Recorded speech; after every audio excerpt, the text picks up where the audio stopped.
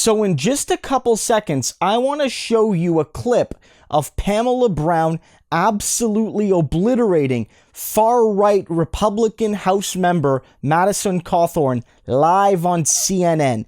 It is top to bottom a total dismantling of the paranoid conspiracies and fantasies of Republicans and of the Trump movement, of the conservative movement relating to the previous election. In about 4 minutes or so, she literally ends Cawthorn and anyone like him. Is an appointed official in that town who actually went against the will of the state legislature and created ballot drop boxes, which is basically ballot harvesting that was happening in the parks. But this was all litigated. You know that the Trump campaign litigated all of this, more than 60 cases, and they lost. Either the cases were dismissed, the Trump campaign withdrew, or they never brought a case because they didn't have the evidence to back it up. Indeed, I believe specifically, and this is the one that I debated on behalf of on the House floor, in Wisconsin, that was never heard because they dismissed it because of standing. Now, I don't believe that that is concrete enough of a way to say Well, there were three Trump appointed. Okay, so you have it. Wisconsin, but you ended up not actually voting against Wisconsin. It was just Arizona and Pennsylvania because you didn't have the Senate votes. But three Trump appointed judges actually threw out these cases because of merit. It was because of merit. There were three Trump-appointed judges out of all of these judges and the more than 60 cases that were tossed out. And you keep talking about Wisconsin. I'm still not hearing any specific examples of fraud. If you would, just tell us, what are the specific examples you saw of fraud? Because when you think of fraud, you think of a vote, you're slipping one past the election official, or a vote was stolen, somehow it didn't count. Did you see that specifically?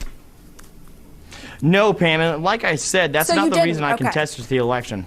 Hold on. So you wanted to throw out millions of votes without actually seeing any concrete evidence of fraud? Because that's what you were doing when you were contesting the election. The intent there was throwing out millions of votes.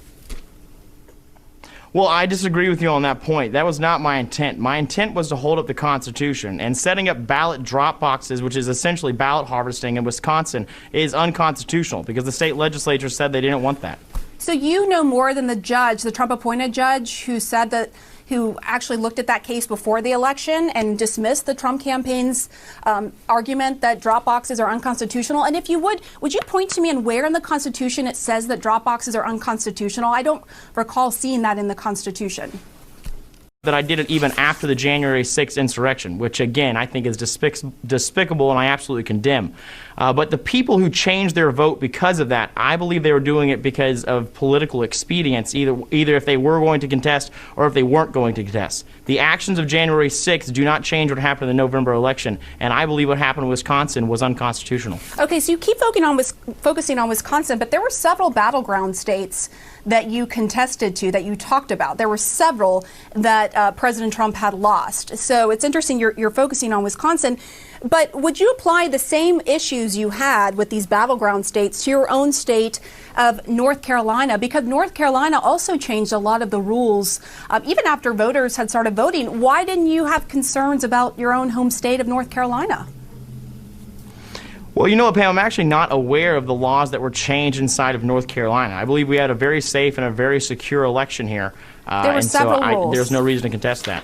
Yeah, there were several rules, one of which is to extend when the mail-in ballots could arrive, I believe, by around 7 days. That was one, and there were a couple of others as well that were changed even after people started voting. So I'm just wondering, if you're so concerned about these rules being changed with the election, why wouldn't you focus on your own home state of North Carolina? I mean, you're telling me that your concern really is about election integrity, not politics, not the results of the election, right?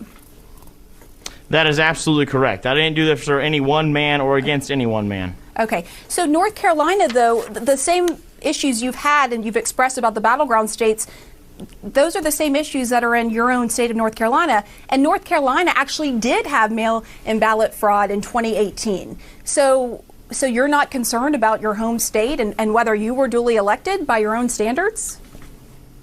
Well, I'll tell you, because of the mail-in ballot fraud that happened in the midterms here in 2018, I believe our election integrity standards here in North Carolina are some of the greatest in the country. So you can see there that she does a fantastic job. I'm not taking anything away from Pamela Brown, but it's also a matter of, by simply asking them to expand on their questions, by simply asking them, do you have any evidence to your claims, they crumble. They absolutely crumble. When you say to them, oh, you think something is unconstitutional?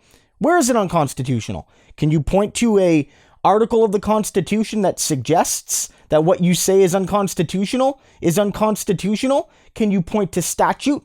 Can you point to precedent? And basically, every step of the way, Cawthorn couldn't do it. This young Republican far-right radical couldn't do it. Could not do it. All he can say is, oh, the results in November, they were fishy, and, you know, Wisconsin had something that I didn't like, and it's quote-unquote unconstitutional. But no evidence is offered. And one crucial point, and this is where Pamela Brown goes from doing a good job to a very good job, is how she connects it to Cawthorn's own state. Because in general, a lot of these Republicans have been simultaneously suggesting that the presidential result is somehow in question, even though their own personal race isn't. So somebody like Marjorie Taylor Greene, who's, aided and abetted Donald Trump's conspiracies, would suggest that the result in Georgia is not on the up and up, when her name was on the same ballot that Joe Biden and Donald Trump were on. They were on the same ballot. And so, if one is fishy, the other one has to be fishy as well. And Cawthorn in particular is from a very interesting example because he's from North Carolina. And that was one of the few states that Trump won very narrowly. There were lots of states that Trump won big, but many of the swing states were Democratic wins. They were close Democratic wins in Georgia, in Arizona, and other states like that. North Carolina was a very close Republican win. And they made changes in the final days and weeks and months to make voting easier and safer as well. And Madison Cawthorn says he's not aware of the changes in his own state, so he's either a poor representative or a liar, or both, but we all know the truth. This Republican ghoul, like all the rest, don't care about anything if it happened in a state they won. The states only matter if Trump lost them narrowly. All of the Trump states that he won, fine. The really, really blue states, fine. The only states that matter are the 5 or 6 states or whatever where Trump could have conceivably won but didn't. These people have been exposed. And if you want to show somebody like a 4-minute clip of that happening, make it this one. The Republican Party is intellectually and morally bankrupt, and this proves it.